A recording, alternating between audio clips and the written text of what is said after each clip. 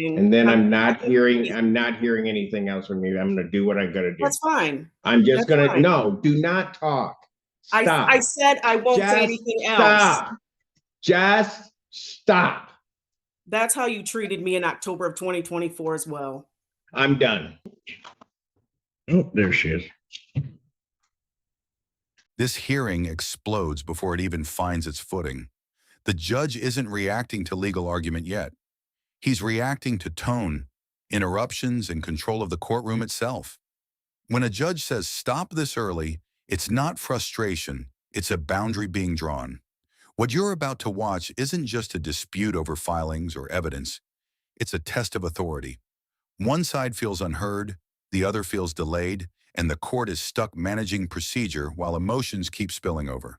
And here's the twist. How parties behave right now can matter just as much as what the evidence eventually shows. Because once credibility cracks, every argument after that has to work twice as hard. Good morning. Gil Stanford. All right. Ms. Norman, can you state your name? Susie Norman. Okay. And that's a wrong screen. No, that's okay. I'm good. I'm good. All right. Where are we on this case, folks? At the last hearing, we were reading on the evidences I sent. One was a flash drive. Yes. Due to the weather and the courts being closed, it hadn't been logged yet. Correct. I think also, we have it now. Yes. And I believe that your coordinator helped Mr. Stanford to play his flash drive. Right. Did you get all the stuff off of the flash drive? I did see the video of the previous hearing on that, yes. Okay.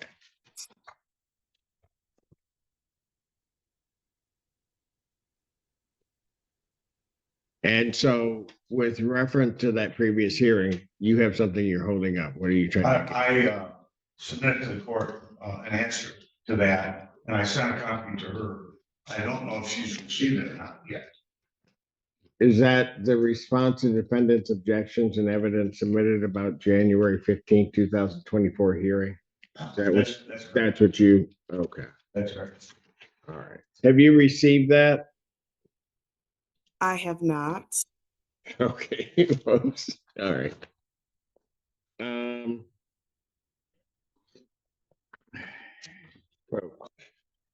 right. Somewhere along the line, we've got to make sure, because it becomes impossible for me to conduct a hearing where one party has submitted something and the other party doesn't have it. And I'm not saying, I'm not blaming either party. I'm just saying that's the cold-hearted reality of where I end up. Your Honor, may I say how did you send this to Ms. Norman? U.S. mail. Okay, well, yeah, you know, and, that's going to be. I thought our hearing was a little later in the month. I thought she was going to get it, and I just got the notice about our hearing date yesterday. So I was thinking maybe I should. Well, that maybe should tell you something about the mail. All right. Here's what I'm going to do. I think we have Miss Norman's email, right? Yes, sir. Okay. So, folks are not sure that. Yes, can I say something, please? Yes, go ahead. That video from the hearing from 10/22 of 2024 has on there where Mr. Stanford waived his right to monetary damage and rent because of the case, and my case being I dismissed my case in order to come to that end. So I don't know. I just feel like at this point, it's, we're just on the court's time and we're wasting it with, well, all of these things. Ms. Norman, I understand what your position may be. My position is that if somebody submits something to the court, I have to at least look at it and consider it. The very fact, I don't think if you think about the last hearing, you submitted something and I didn't get it because of whatever the circumstances were. I didn't have it. I don't think he would want me to proceed without having that. Mr. Stanford has submitted something. I'm not going to have a problem going through it. You just have to have it so that you can respond to it if necessary, because you're entitled to have it. Here's what I'm going to do. At this point, there'll be no additional filings. All right, because I don't want to end up in this circumstance. We have Miss Norman's email. Yes, sir. All right. So what I'm going to do to expedite the process, Miss Norman, because normally I'd put it out however long it may take the mail to get there. I'm going to have my staff copy what Mr. Stanford has submitted, email it to you so that you have it. Okay? So, And then so what my happens next- then? He's got an answer to the video, and then I see something on his answer, but yet I can't answer. then you guys can argue that before me. Miss Norman, I can't force this to go any different. I don't If want I to could- argue. I want it to end. I want it to end. And this is just how we were in October of 2024. Frustrating you. So I am not frustrated. I'm frustrated by your failure to I'm not a failure. permit the court to I'm not a proceed failure. with how it has to proceed. I just explained to you why I can't do it the way you want me to do it. Because he submitted an answer. Is that correct? What did I just tell you, Miss Norman? What did I just tell you? Sir, I've been in this courtroom almost probably 13 times now. It's very frustrating for me. I'm not a failure. I'm doing everything that I can to end this court case.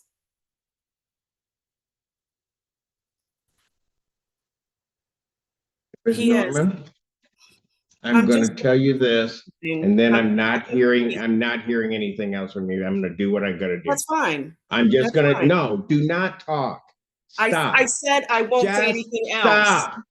Just stop. That's how you treated me in October of 2024 as well. I'm done. Then here's what we're going to do. We're not sending it. She'll wait for the mail. I'll just adjourn this case out. Where are we adjourning it? Yep, but we'll just put it out so she can get the mail. I'm going to do it that way. I was trying to expedite it for her, but she's going to treat me rudely. It's I not going to don't happen treat that you way. rudely. Give I'm me a very date. I'm respectful. done. Mute her because I'm done with you. March 10th. March 10th. I'm adjourning this to March 10th, 2026, 9 a.m. Thank you. You can kick her out. See that? Yep.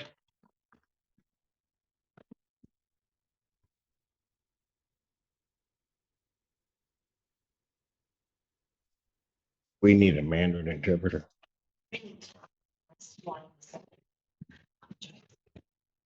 Would you like me to do that now or want to do your something first? I don't know what he wants from me. Huh? I will request. Well, I'm going to step off and then I'm going to deal with them. So don't request it again. Good standing recess. Everybody can remain seated. That's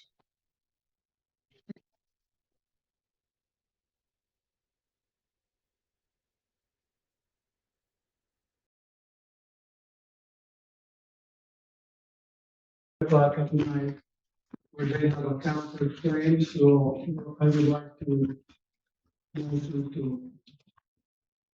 get a continuance in order for me to be able to answer the counterclaims. Yes, All right. according to the statute, whatever the court deems. All right. How much time is it going to take for you to answer the counterclaim? Well, to answer the counter between 21 and 28 days is what I would like in order to be able to get out the, No, I probably won't give you quite all that time, but okay. I'm sorry. I probably won't give you that long. Okay, to but file an the- answer. The court deems appropriate, but you know, I will try to do my best. All right. All right. We agreed to a month because we have some additional discovery to conduct. We just received this case last week and we don't have all the Litigants are documents. so cute. We'll agree to a month because we don't care about the court schedule. We just got to go to class. No, go ahead. I'm sorry. Don't We mean to just interrupt. got this case last week, right? So we don't have all the documents yet, and we discussed with plaintiffs that we would ask for maybe a ledger or any communications or documents relating to any repairs that will be an issue in this case. And this will also give us time to file any FOIA requests to get inspection reports from the city, Your Honor.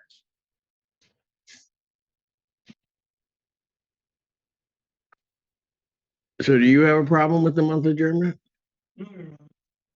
Nobody cares about my docket.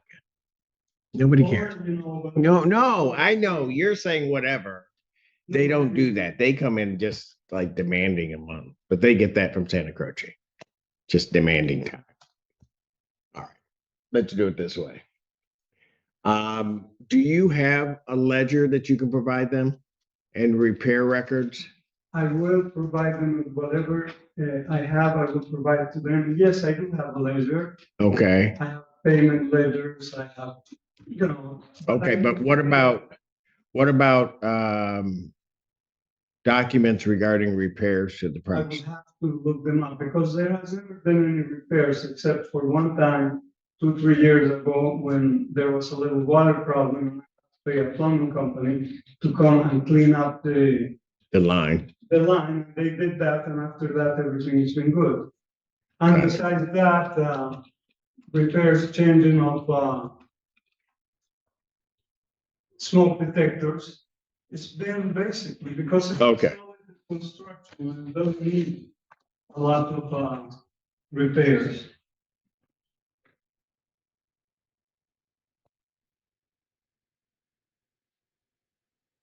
Oh, we did change the roof 2 years ago. That was but that was preempted.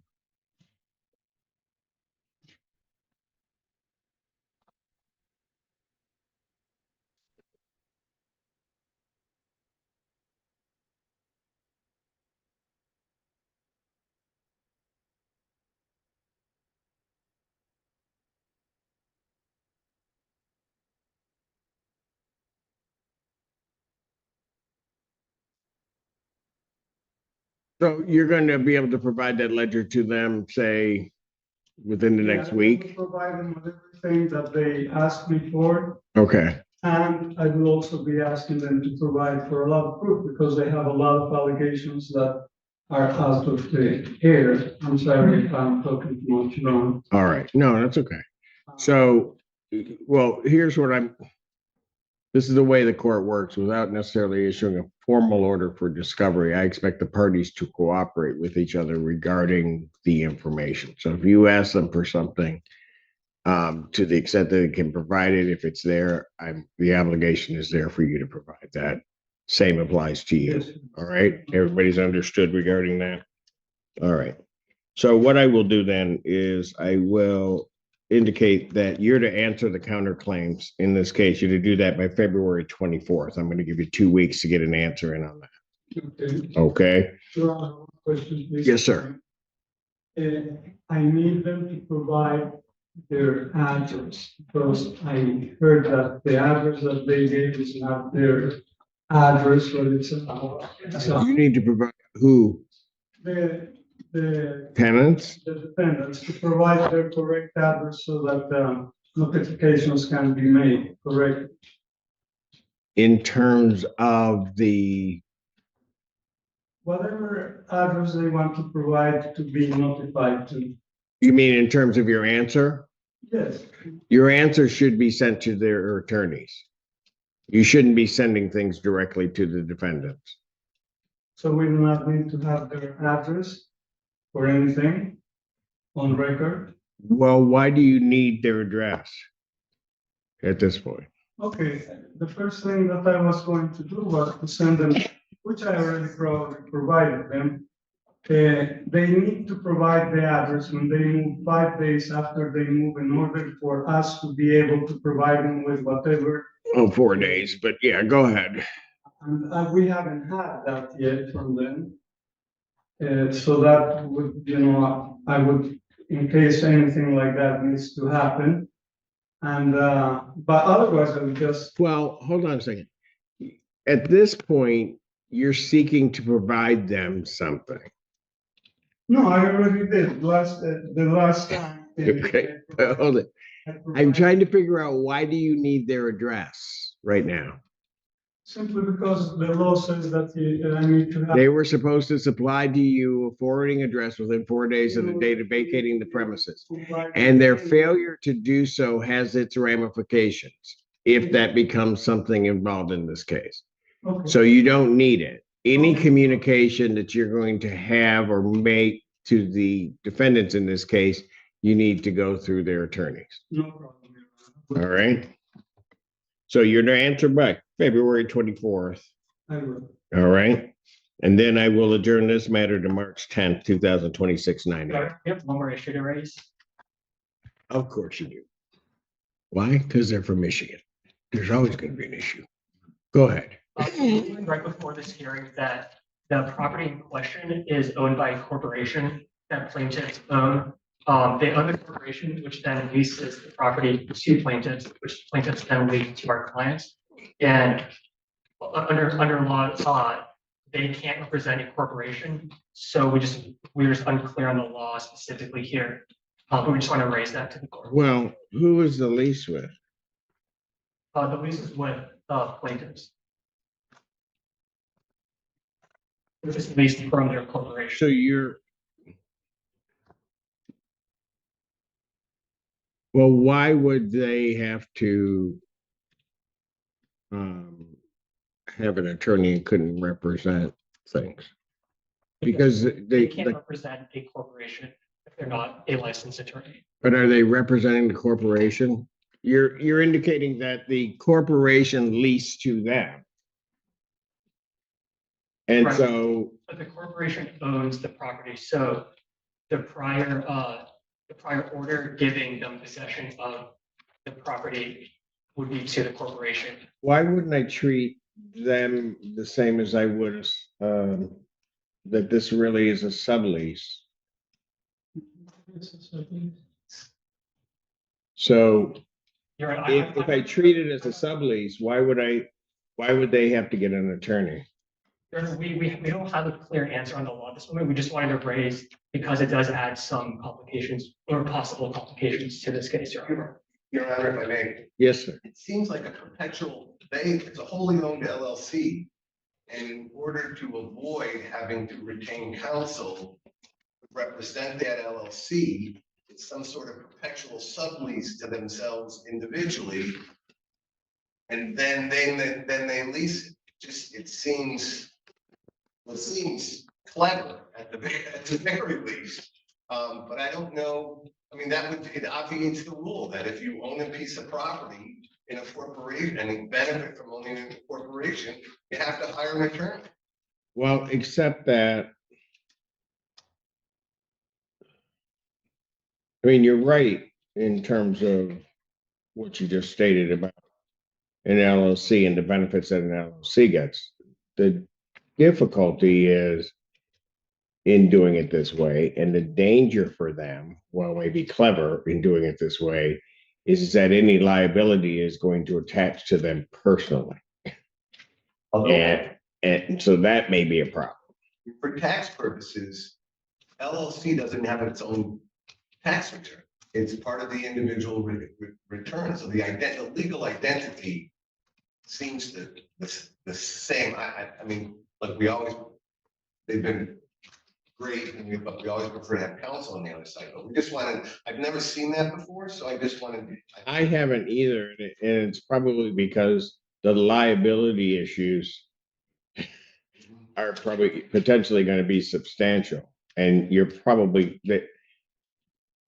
doing it this way. Frankly, they're going to lose the protection that the LLC has, but that may be their business. Yes, sir. It's not an LLC, it's an incorporation, it's a C corporation. I live Okay. in the apartment where the lady lived, where she. Yeah, but sir, here's what the, Myself. okay, you talk over. I'm sorry. Go for it. I'm sorry. Here's what the issue is, and I don't know that I'm going to necessarily address it today. They've raised it as a potential. Is that it doesn't matter what type of corporate entity owns the premises. That corporation has leased to you.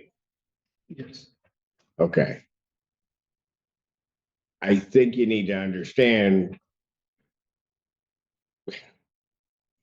that should they prevail on some issues, the liability for some of this goes directly to you.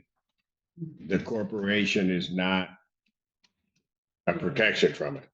There may also be issues, and maybe this is what they're getting at. There may also be issues of if it is a circumstance where the corporation isn't really there, that it's just there in name, but you guys are operating, then they're going to go behind that corporation if they needed to get at the property. So, I understand that. okay. Corporation is legal, everything is up to date. And it's. Yeah, but so let me put it this way, and I'm not saying that it is, but if it were a situation that the corporate entity is really nothing more than a sham, that can create other problems for you. I understand, Your Honor. But Well, I hope you do. I don't know if we'll get there. Pardon? It's an interpreting corporation which owns the premises, and it works with the courts. I provide interpretation for the court. I'm a qualified interpreter, so the corporation is good, Your Honor. So I have no problems. Well, it may be for some purposes and maybe not for others. Yeah, I'm going to suggest to you, sir, this having been raised, because I don't think you understand what I'm saying. I'm being very careful in what I say, that you may want to get some legal advice, because I can see where it may potentially cause some problems. Anything else? That's it, Your Honor. You sure? Yeah. You sure, Seattle? Yes, sir, Your Honor. He's a patriot. He's a Your patriot. Honor, You know what? I should take him. I should have you take him in. See? No. He didn't know what to do. He's like, oh my God. okay, one more question, Your Honor. Yes. You gave me 14 days, but if you give me 21, since they are asking for a month, that way I can have a little more time to provide them with whatever they are asking me to get it. I need an answer by then. I'm not saying that I need all of the documents. Oh, okay, and I answer mean, even purpose to, if anything comes up, I can add it to the answer. Is that correct, Your Honor? I'm not going to say it that way. You need to answer their counterclaims by that point. The providing of documents and other information between the parties is something that is going to continue throughout. So you get the 2 weeks. You can provide an answer to this in 2 weeks. I'll see you guys in 30 days. Okay, Your Honor. Thank you, Your Honor. Thank you. Thank you.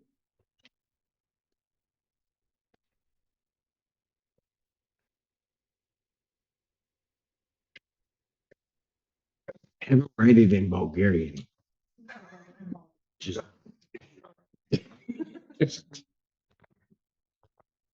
what? Just see if he can, because I don't know if he's telling me the truth. I just don't know. Just saying. I'm impressed. I didn't realize you read Bulgarian. I do. Fluent. Yeah. So much. That's east. Thank you, guys. Take care. What is this last? Requires a mandatory interpreter. Requires a what? Mandatory. No, it doesn't. He, that, Is present, but I don't believe tenants are. wait, what is this on for? They're not paying. Okay, he's gonna.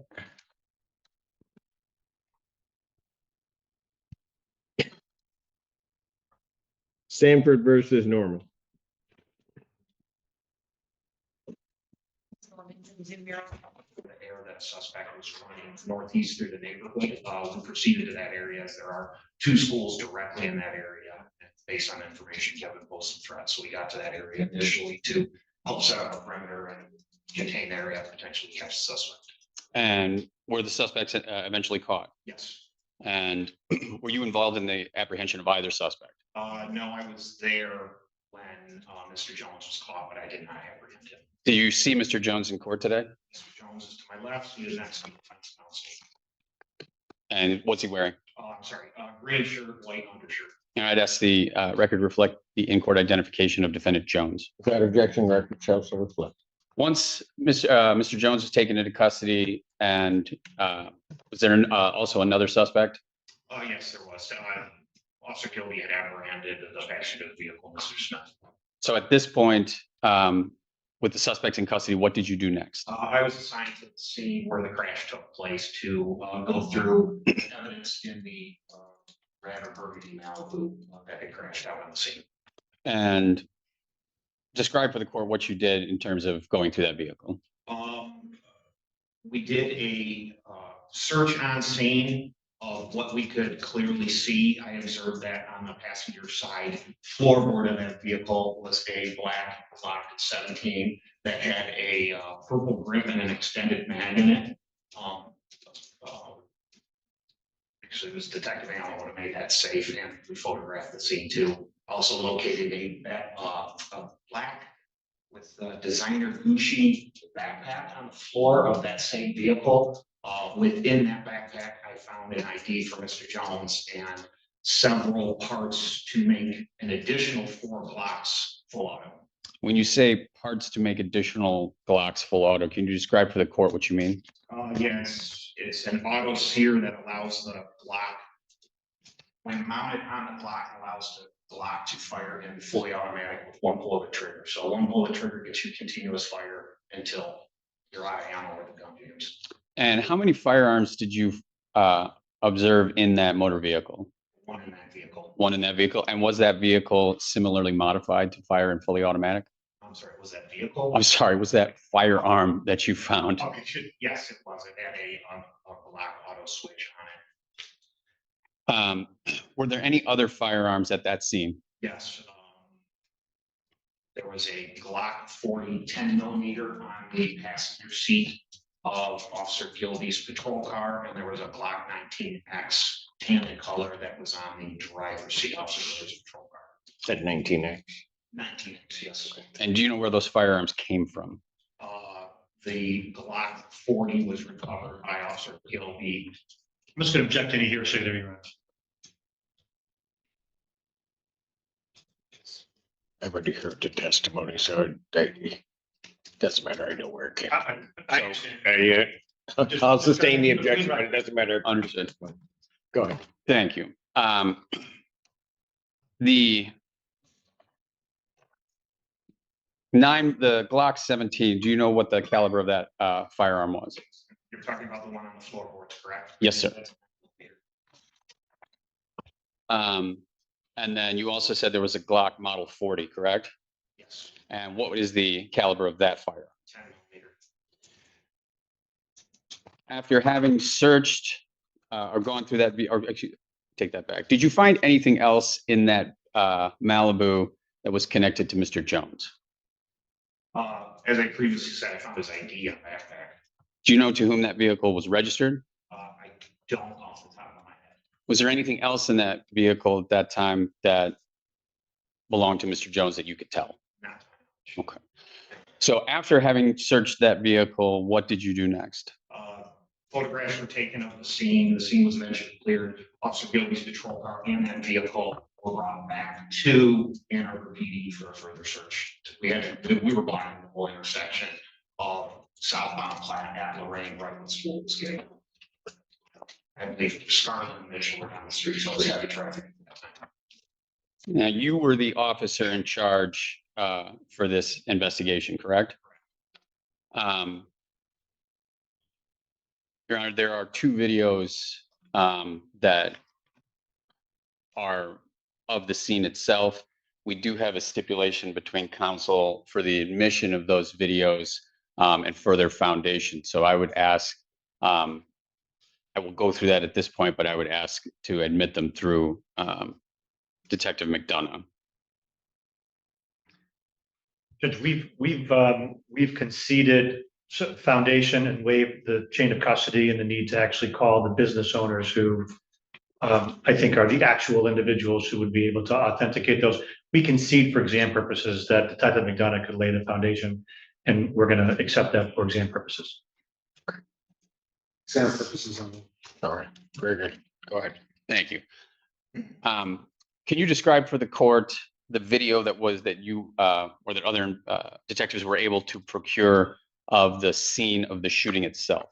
There's actually two videos in particular. One is from a vape or a smoke shop in that plaza near where the barber shop's at, and the other one is from Indian supermarket that's in that And Platte area, city of Ann Arbor. now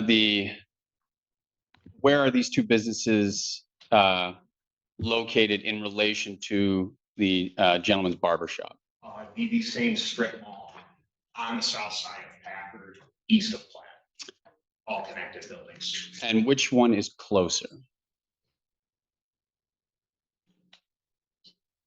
I believe the vape shop is. Okay. But both of those businesses had security cameras facing the parking lot, correct? Yes.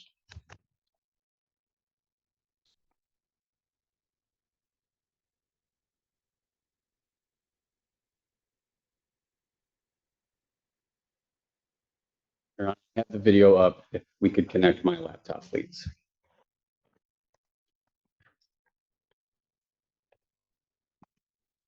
All right, Detective McDonough, looking at the screen, what video is this? Could you just hit play for 2 seconds? This is of Indian supermarket. And can you describe for the court again where you described where it's located? Your Honor, this video is about 25 seconds long, so I'm going to just play it in its entirety. I'm sorry? I'm sorry. Your Honor, this is what I have marked as People's Proposed Exhibit number 4.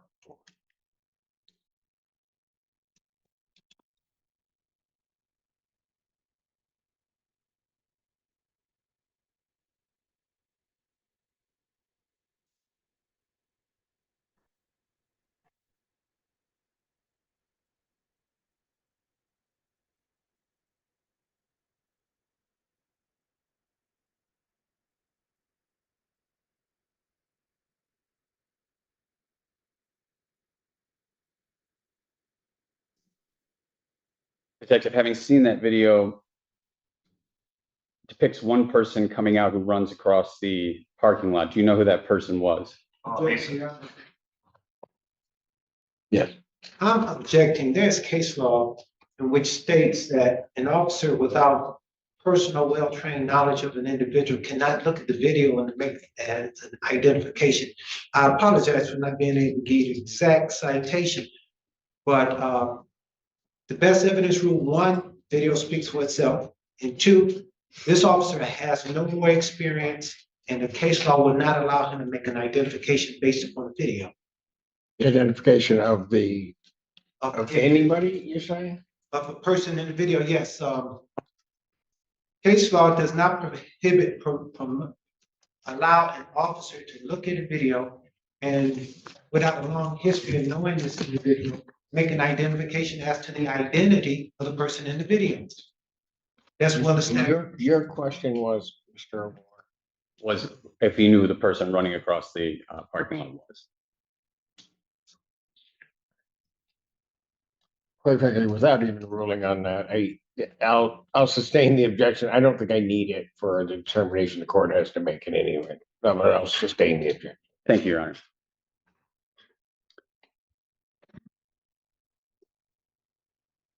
Your Honor, has the court seen the video sufficiently? Yes, I am. Thank you. And then Detective, you said there was also a second video from the vape shop, correct? Yes. Your Honor, this video is about 2 minutes and 45 seconds long. I'm going to move forward to about the 2-minute mark. Right now, first of all, this is what I would mark as people's proposed exhibit number 5.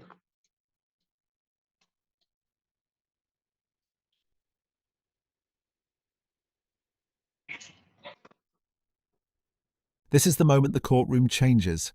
The judge stops being patient. This is no longer a warning. Every word now carries consequences. One wrong move, and freedom disappears.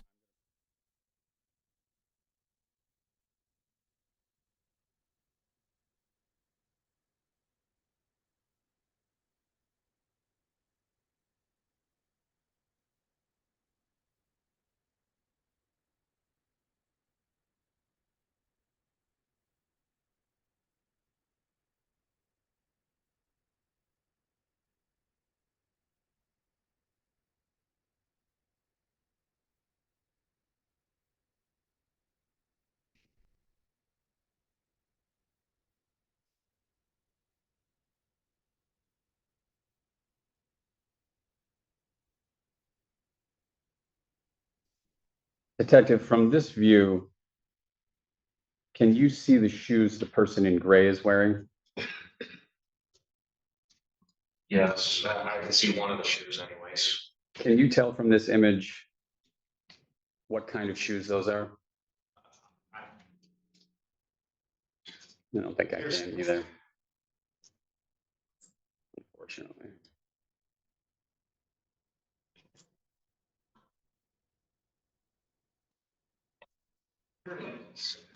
Based on what I'm seeing, they appear to be some sort of slip-on sandal. Has the court seen the video sufficiently? I am. And based on the, And I don't want to keep taking, but what it appears is speculation, Judge, and I object on the ground that he's speculating without any foundation as to the sole, the color, the brand, or anything. He just guessing, and anybody can guess for that reason.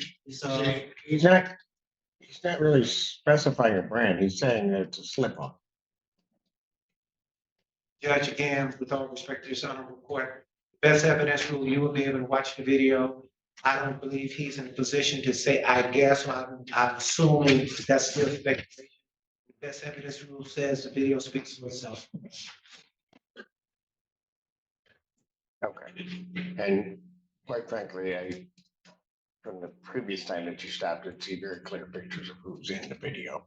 So I don't know that I need the shoes, but go ahead. seen the video, Your Honor, seen the shoes, the court has issues. Questions about what the shoes were, we can always play it for the court. Absolutely. Based on the stipulations, Your Honor, the people would move to admit people's exhibits 4 and 5. Based upon that stipulation, exhibit 4 and 5 are admitted. Thank you, Your Honor.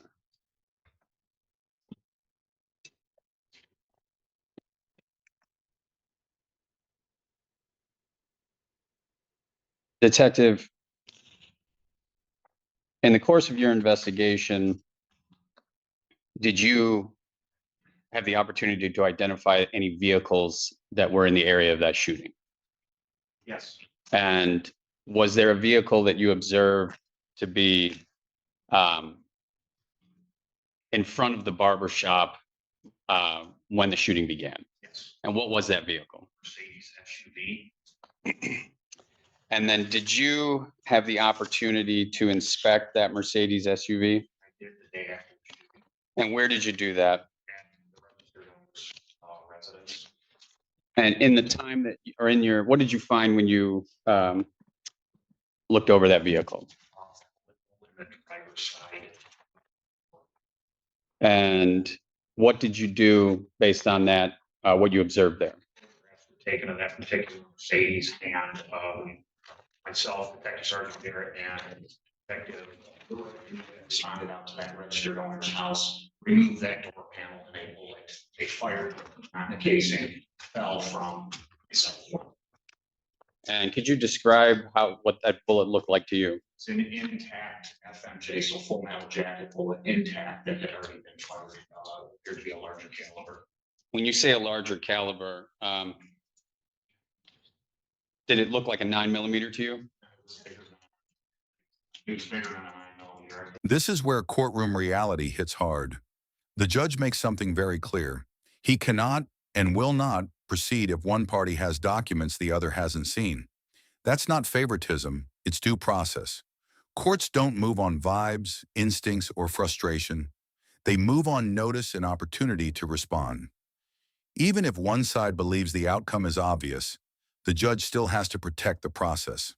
And notice how calm this explanation actually is. The judge isn't dismissing anyone's position. He's explaining why the system physically cannot move faster. This moment is a reminder that fairness often feels slow, especially to the party who thinks they're already right. Engagement question. If you were the judge, would you slow everything down for fairness, even when one side is clearly fed up? It's really larger. And where was that vehicle located in relation to, at the time of the shooting, in relation to the victim of the shooting and the people on the video? I am gonna object to, Judge. I don't believe that he's allowed to actually, he's now offering an opinion about where the bullet was found or where it was observed in connection with other evidence. That's for the fact finder. Question is, where was the vehicle located? In That's correct, Your Honor. relation to what? In relation to the victim and the shooters. So you had an objection also? All right.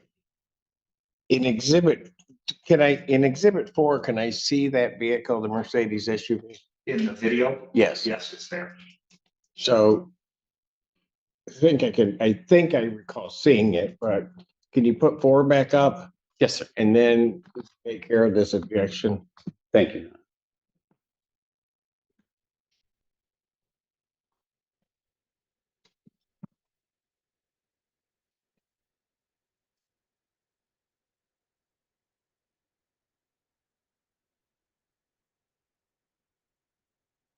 And I'm now playing what I've marked as People's Exhibit 4.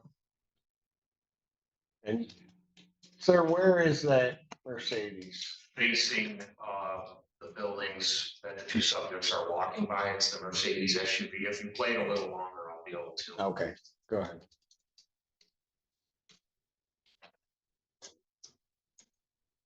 The subject closet right there is that SUV that he's walking by, the subject that's going into the parking lot. Gotcha. Okay. So now I know where it's in relation to, so objections overruled. Thank you very much, Your Honor. You had an objection? All right. Go ahead.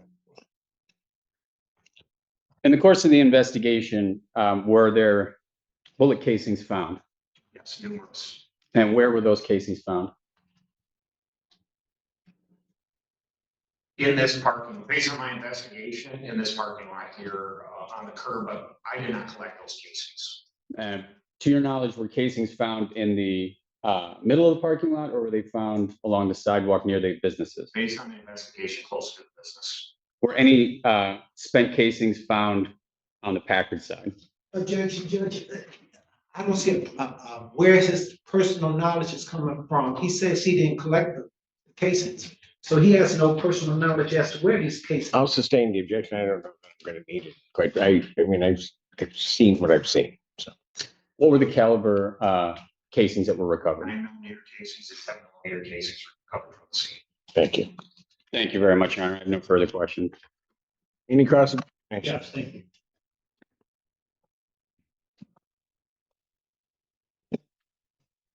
Detective, good afternoon, good evening. Okay, thank you. All right, let me got a little bit to cover with you. There was a lot of video evidence that you had to attempt to collect, collate, assemble in this case, right? And much of it was from nearby businesses.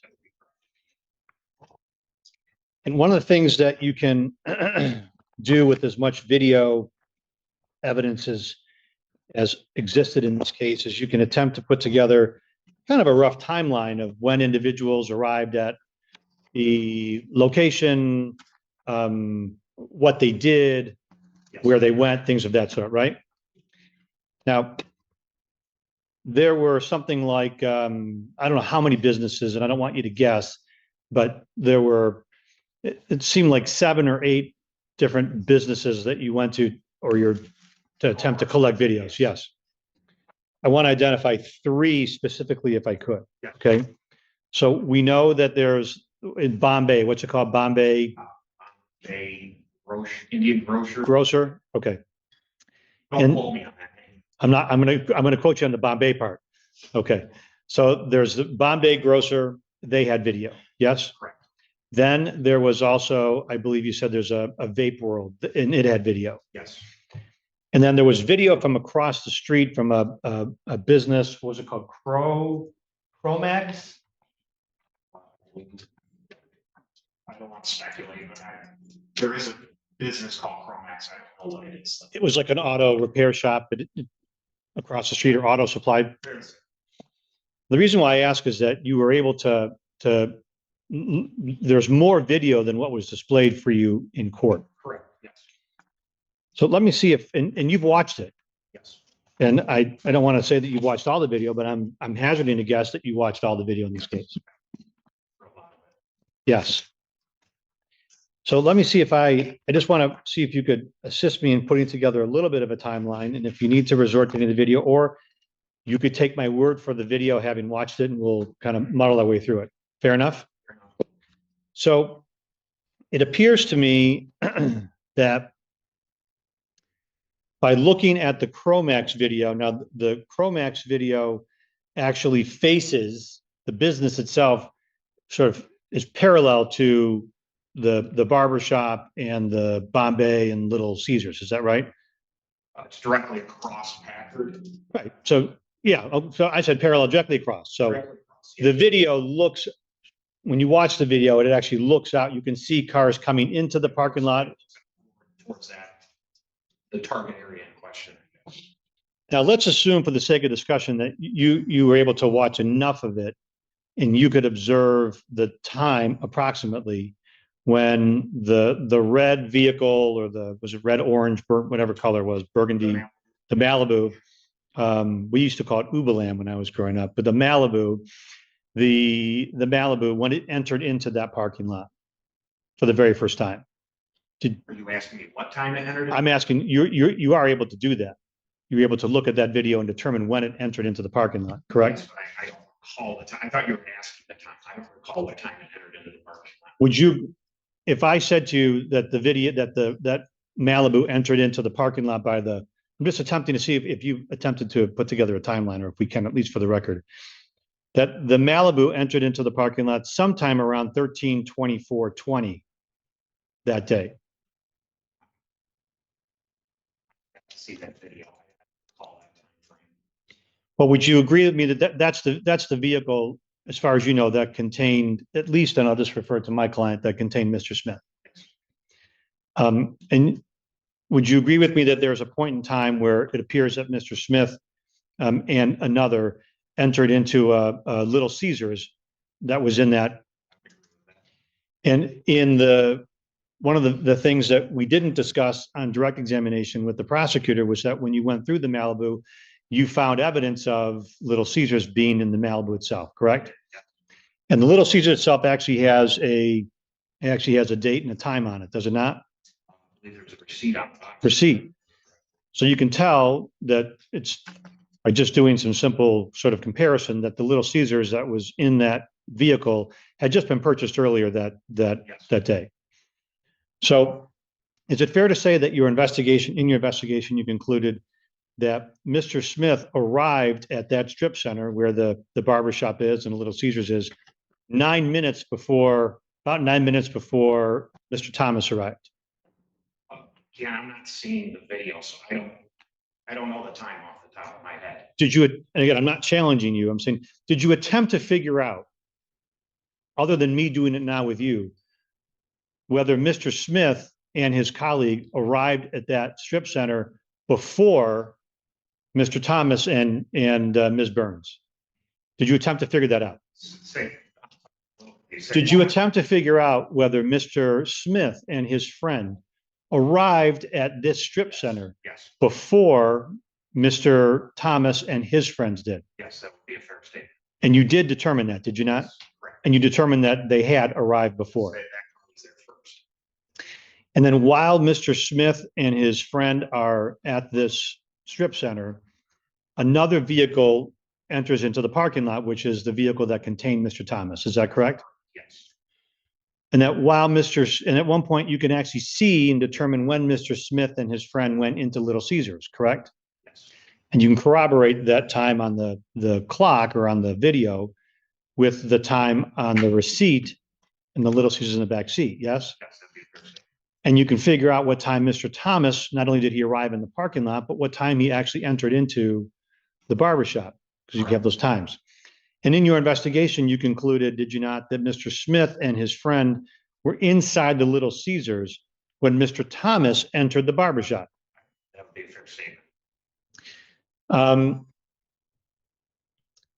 Now, I want to sort of see if this makes sense. You were able to see the time that looking at the entire Bombay surveillance video, you're able to figure out the time that Mr. Smith and his friend entered into Little Caesars and also exited Little Caesars, right? And it's clear to you that Mr. Smith and his friend took the Little Caesars back to the vehicle, the Malibu. And that Mr. Smith at one point goes back to the Little Caesars, correct? I won't disagree with you. Now, when Mr. Smith went from the vehicle back to Little Caesars, he had to walk by the barbershop, did he not? He did, yes. And there's- Little Caesars is further to the west. And there's video showing Mr. Smith walking on this pathway back and forth. Right. Would you concede to me that by looking at that video, that when Mr. Smith walked back towards Little Caesars, he went to appears to pick up some kind of a soda because he came back with the soda? Does that make sense to you? Now, when Mr. Smith walked by the barbershop, that's when Mr. Thomas was inside of it, yes? Yes, Mr. Smith doesn't look into the barbershop, right?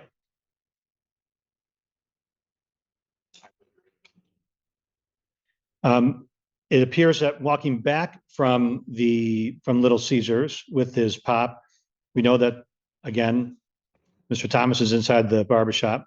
Mr. Smith walks by the front, yes? yes, And he doesn't look inside again. Would you agree your investigation shows that? Now, there does come a point where Mr. Smith goes into the barbershop himself, yes? And we can see that on the videos, yes? Now, when you say, I know, yes. no, that's normal. I know what you're saying, and I suspect the judge knows what you're saying, but the record has to Yes. support a yes or no.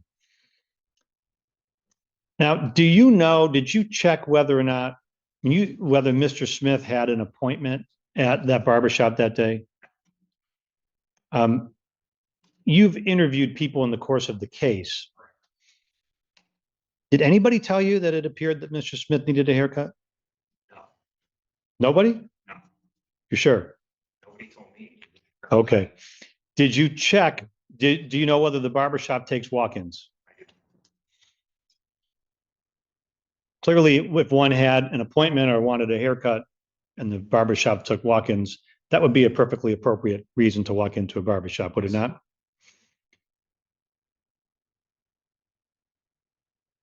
Now, there comes a point where, and I'm just going to kind of, not to belabor things, but you were able to, some of these cameras had pretty decent resolution. decent enough that you're able to actually see what Mr. Smith was carrying at various times? Yes? Yes. And what he could even see the things he had in his hand? Yes? And you could even, I think at one point, you could see, I don't want to say it, but you could almost see the look on his face. Now, you would concede that when Mr. Smith, at all times as he's walking back and forth on this in this plaza, he did not have a face covering, a baklava, or a face mask. Is that right? Would it be fair to say that at times Mr. Smith appeared to be, from your viewing of these videos, appeared to be smiling?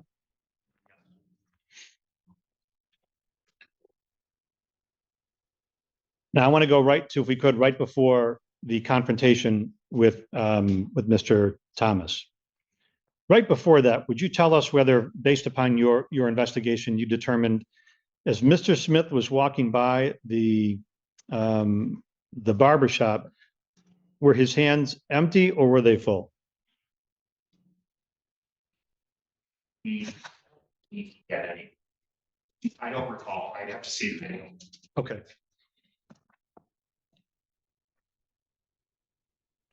I'm just going to ask you some questions, and we can talk about the video. We can look at some stills, whatever is easier. Would you concede to me that he was carrying a pop, or I say pop or soda, and he was carrying that at the time as he walked by the barber shop right before the confrontation? Would you concede that? So that's one thing in his hands or arms, yes? And what about a phone? Would you concede to me that he had a phone out as well? Again, I'd have to refer to the video on that.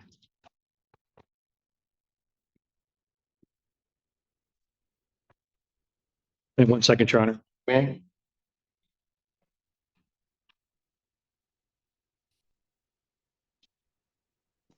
By the end of this hearing, the message is unmistakable.